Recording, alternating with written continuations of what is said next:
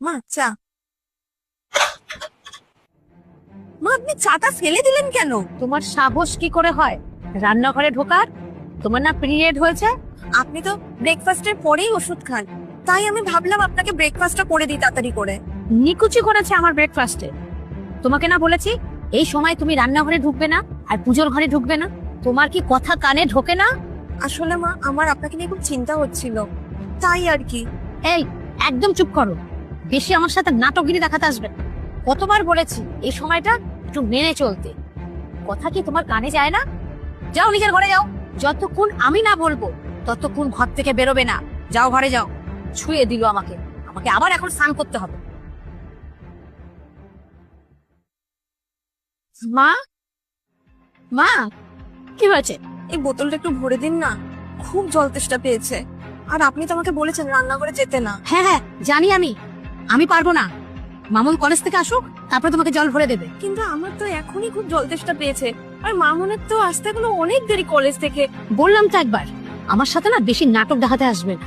1-2 ঘন্টা জল না খেলে তুমি মরে যাবে না। মা। ও তুই এসে গেছিস কলেজ থেকে? হ্যাঁ মা, খুব খিদে পেয়েছে, চলো তাড়াতাড়ি খেতে দেবে। আমাকে একটু জল ভরে দাও না মামুন, খুব জল তেষ্টা পেয়েছে। আমি তো রান্না করে যেতে পারবো না, প্লিজ। তুমি দেখছো না ওই মাত্র কলেজ থেকে আসলো, ওর খিদে পেয়েছে বললো না, ও খাবে তারপরে তোমাকে জল ভরে দেবে। যাও নিজের ঘরে যাও। চল মু খেতে দিয়ে দিই, চল।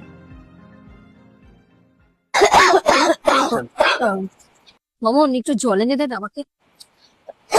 দাঁড়া দাঁড়া, 2 মিনিট আমাকে একটু কাজটা করে নিতে দাও। দেখ আমার কাশিটা বন্ধ হচ্ছে না, জানা আগে একটু ওষুধটা নিয়ে আয়, আর একটু জল নিয়ে আয়, খাবো যা। দাঁড়াও না 1 সেকেন্ড। মা কি হয়েছে আপনার? দাঁড়ান দাঁড়ান, আমি আপনার ওষুধটা নিয়ে আসছি। মা এই নিন, এই নিন মা ওষুধটা নিন, ওষুধটা। কি হয়েছে? এই নিন, খেয়ে নিন তাড়াতাড়ি। এবার ঠিক আছে শরীরটা? মা কি হয়েছে তোমার? এত কাশি হচ্ছিল কেন? আসলে তুমি পড়ার ক্ষেত্রে অনেক সময় বাইরে বাইরে থাকো তো, তাই তুমি জানো না। মার হঠাৎ একটু শ্বাসকষ্টের সমস্যা দেখা দিয়েছে, খুব এরকম কাশি হয়, যতক্ষণ ওষুধ না খায় কিছুতেই এই কাশি কমে না। বৌমা তুমি ঠিক টাইমে আমাকে ওষুধটা দিয়েছিলে বলে, না হলে যে আমার কি হতো। কিচ্ছু হতো না মা আপনার, আমাকে ক্ষমা করবেন। আপনি আমাকে রান্নাঘরে ঢুকতে না করেছেন, কিন্তু আমি এমার্জেন্সিতে ঢুকে গেছি।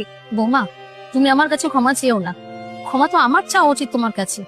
যা ভুল আমি করেছি, আজকে সকালে তুমি আমার জন্যই রান্না করে গিয়েছিলে, আর আমি না বুঝে তোমাকে কতই না কথা বললাম। তুমি আমাকে ক্ষমা করে দিও বৌমা। না না মা, আপনি এরকম ভাবে বলবেন না। আপনি আমার থেকে কত বড়, আর বড়রাই তো ছোটদের শেখায় বলুন। শেখানোরও তো একটা ধরন আছে বলে, তাই না? আমার এরকমই করা ঠিক হয়নি। তুমি সবসময় আমাকে মাই ভেবেছো, কিন্তু আমি তোমাকে মেয়ে ভাবতে পারিনি।